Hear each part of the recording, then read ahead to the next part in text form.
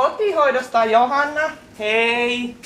No hei. Mitenkäs Martan aamu on lähtenyt No sujumaan? kiitos, tässähän tämä on mennyt.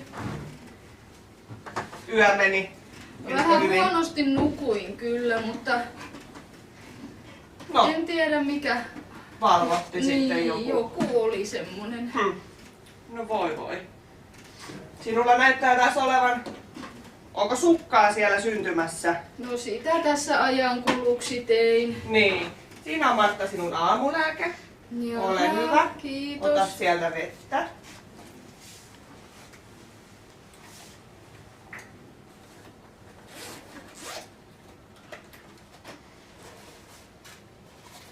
Hyvä.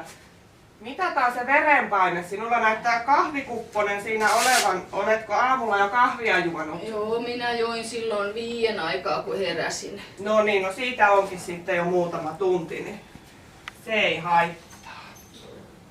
Otetaan sitten, kun on otettu verenpaine ja muut hommat, niin katsotaan se aamupala sinulle. No niin. Eihän purista. Ei, hyvä on nyt. Noin. Sitten No pidät niin. käden siinä ihan rentona ja pidät kiikkustuolin nyt Ai niin, se oli paikoillaan ja silleen, juu. muistat olla puhumatta. Minä pistän nyt tämän koneen käyntiin.